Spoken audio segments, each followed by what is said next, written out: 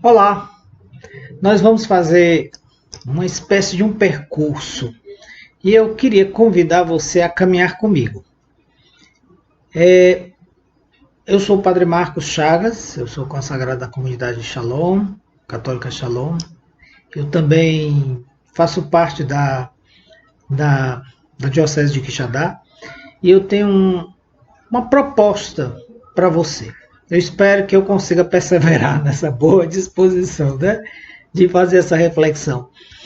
E eu pensei muito de conversar com vocês a respeito de um tema que está sendo objeto da minha pesquisa e da minha reflexão nesses últimos tempos, que é sobre o pensamento de Paulo a respeito dos frutos do Espírito e dos frutos da carne à luz de Gálatas 5. E eu queria começar essa nossa reflexão com esse pensamento que ele faz. A partir do versículo 16 do capítulo 5, ele diz assim: Eu vos digo, conduzi-vos pelo Espírito, e não satisfareis os desejos da carne, pois a carne tem aspirações contrárias ao Espírito, e o Espírito contrárias à carne. Eles se opõem reciprocamente, de sorte que não fazeis o que quereis. Mas se vos deixais guiar pelo Espírito, não estáis debaixo da lei. Ora, as obras da carne são manifestas: fornicação, impureza, libertinagem, idolatria, feitiçaria, ódio, rixas, ciúmes, ira, discussões, discórdia, divisões, invejas, bebedeiras, orgias e coisas semelhantes a estas, a respeito das quais eu vos previno, como já vos preveni. Os que tais coisas praticam não herdarão o reino dos céus, o reino de Deus. Mas o fruto do Espírito é amor, alegria, paz, longanimidade, benignidade, bondade, fidelidade, mansidão, autodomínio. Contra estas coisas não existe lei. Pois os que são de Cristo Jesus crucificaram a carne com suas paixões e seus desejos. Se vivemos pelo Espírito pautemos a nossa conduta. Não sejamos cobiçosos de glória, provocando-nos uns aos outros e invejando-nos uns aos outros. Então, do versículo 13 até o versículo 26. E eu pensei de refletir com vocês um pouco sobre isso. Por quanto tempo essa reflexão durará? Eu vou deixar o barco correr com toda a liberdade, tá certo? E estou pensando de cada quarta-feira deixar sempre uma reflexão. E se for útil para você, está feita a proposta. E eu queria começar conversando um pouquinho exatamente a respeito em que consiste essa, digamos assim, moralidade paulina que é muito bem explicitada, né, nesse trecho da Carta aos Gálatas. E para a gente entender isso, em primeiro lugar, é importante a gente fazer uma reflexão que vem lá de 1 Coríntios, capítulo 16, versículo 33, onde Paulo fala do ethos cristão. Lá no texto grego ele chama de kresta, ou seja, os bons costumes. O ethos cristão seria assim, aqueles costumes que são bons, aqueles costumes que são aconselháveis, que são saudáveis, hábitos, modelos de comportamento para os cristãos. Paulo utiliza essa frase, essa expressão ethos, que seria ética, daria sentido à nossa ética, lá em 1 Coríntios 16, 33. Aí aqui esse pensamento dele, de alguma maneira, é uma base, né? Uma fonte para nós entendermos a liberdade.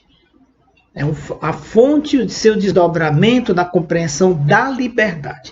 Essa liberdade que é uma ação do Espírito, que age pela caridade.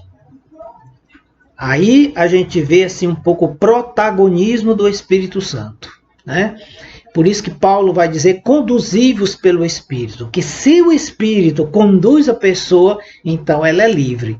E se ela é livre, ela vai agir através da caridade. O que equivale a comportai-vos? O comportamento, então, está muito ligado a essa experiência de liberdade onde a caridade age, onde o Espírito vai conduzir. E nessa condução a pessoa vai agir, a pessoa vai se portar diante das mais variadas situações. Em outras palavras, o Espírito, que é princípio de filiação divina, deve também ser o princípio da atividade cristã.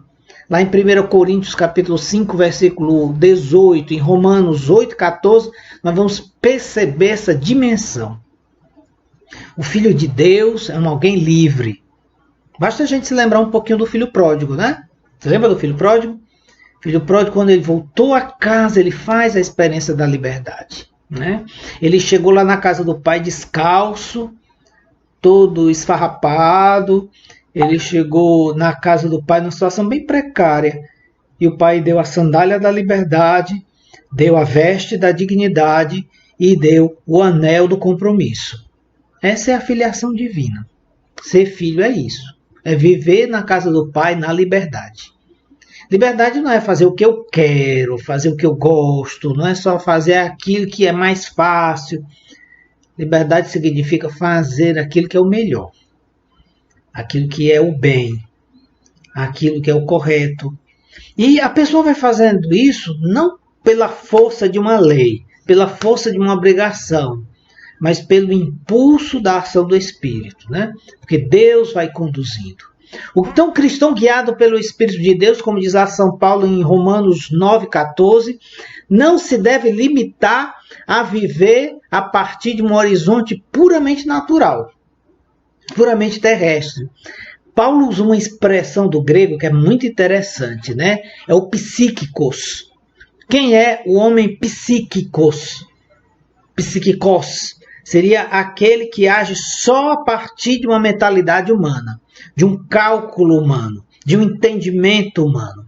Enquanto que Paulo faz uma proposta para que o cristão se torne um pneumatikos, ou seja, um alguém que é conduzido pelo Espírito, de maneira que ele possa olhar, que ele tenha condições de fixar o olhar sobre o horizonte do Espírito. Um trecho muito interessante lá do Antigo Testamento, que eu gosto muito, que fala de um personagem bíblico, um personagem pagão, né? Que era um bruxo, o Balaão, que ele foi tomado pelo Espírito de Deus e ele dizia, a Balaão, homem do olhar penetrante, homem que vê o que Deus lhe faz ver. Pronto, é isso. Vê o que Deus lhe faz ver, enxerga as coisas segundo o prisma de Deus. Por isso que é próprio do homem espiritual não sufocar o espírito, não descuidar de suas sugestões. Em base a isso, a vida cristã exige comportamentos e escolhas pautadas pelos princípios éticos do Evangelho. Os bons costumes que o Evangelho vai oferecendo para o cristão viver, né? Por isso que a liberdade cristã, ela não é licença para transgredir a lei. Liberdade não significa libertinagem ou mau uso dessa liberdade. Paulo rechaça de uma maneira muito vigorosa a ideia de que o homem possa pecar para que Deus lhe manifeste mais abundantemente a sua misericórdia, porque ele é um pecador, não é? Isso está muito bem documentado lá em Romanos, capítulo 6, versículo 1. E também lá no capítulo 3, versículo de 5 a 8. Não é assim não é um comportamento irresponsável com Deus. Se a pessoa é livre, ela se compromete, né? Só as pessoas livres é que são capazes de se comprometer de verdade com alguma coisa, com alguém. Só que para se comprometer com Deus, não basta qualquer liberdade. Por mais que a liberdade humana seja muito amadurecida, tenha crescido bastante, é preciso que seja uma liberdade no Espírito. Existe a lei de Cristo, né? Gálatas 6:2, Paulo fala da lei de Cristo. Cristo não substitui simplesmente a lei de Moisés por outra lei.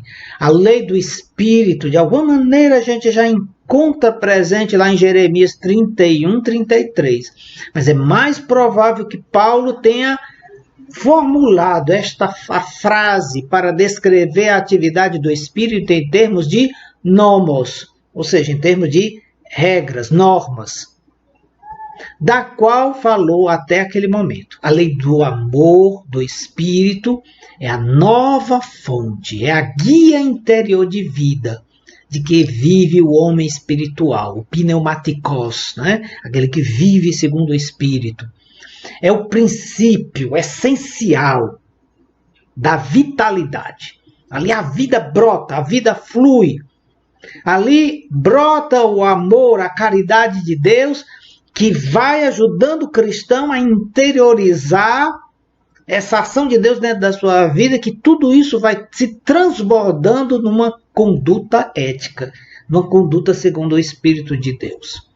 Exatamente esses tais espirituais, esses pneumatikos,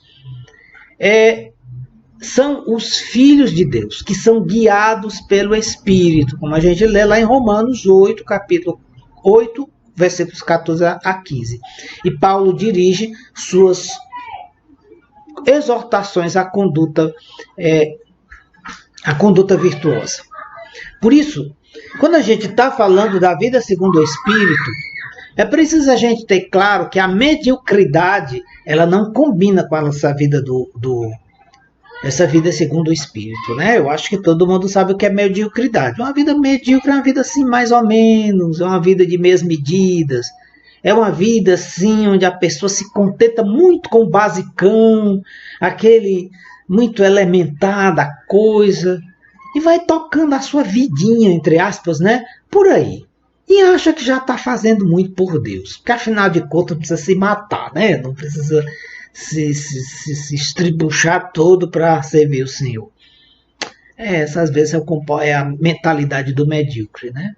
Então, apesar de ser o profundo ensino acerca da nova vida e da orientação do Espírito, Paulo era realista. Paulo sabia muito bem que os convertidos não iam mudar da água para o vinho assim do dia para a noite, né? A mudança não ia ser assim abrupta, uma mudança assim, né? Total. Eles não adquiririam uma maturidade de julgamentos morais tão rapidamente. Por isso que Paulo trata das questões na medida que elas vão surgindo.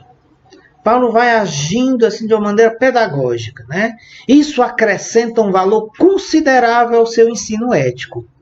Não há ponto no qual o cristão possa dizer que tem alcançado a moralidade ideal.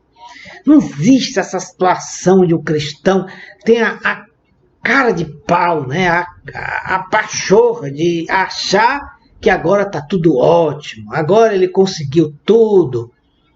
Até o apóstolo Paulo reconheceu que deve continuar caminhando.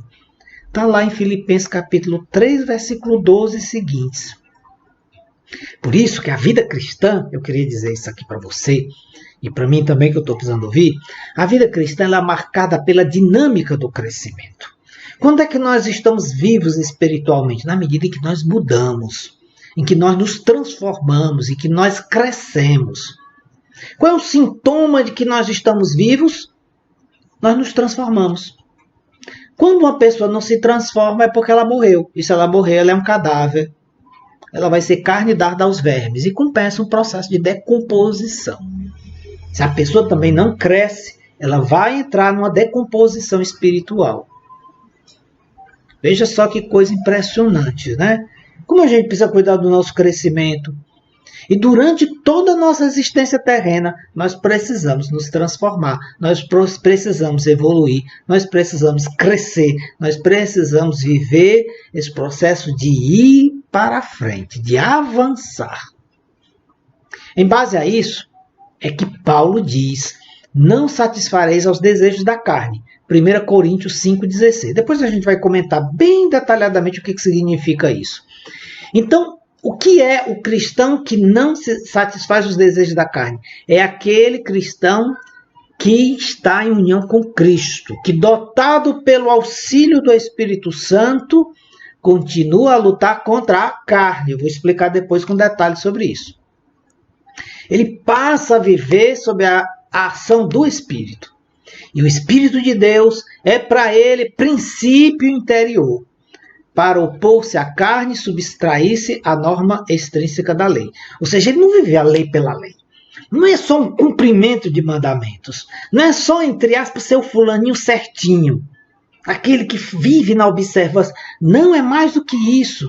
É um princípio interior, é a vitalidade, a ação de Deus dentro dele, né, que o deixa inquieto. Eu deixo essa pequena reflexão para a gente não se estender muito, né? E aí a gente volta a conversar um pouquinho sobre isso, viu? A gente vai fazendo outros vídeos a respeito disso. E depois a gente vai fazer um passeio sobre esses frutos do Espírito, sobre essas obras da carne. E eu espero que seja útil aqui para você, tá bom? Que Deus te abençoe, que Deus te guarde, Deus faça resplandecer sobre ti a luz do seu rosto, o Senhor te dê a paz e o Senhor te ajude a viver segundo os frutos do seu Espírito.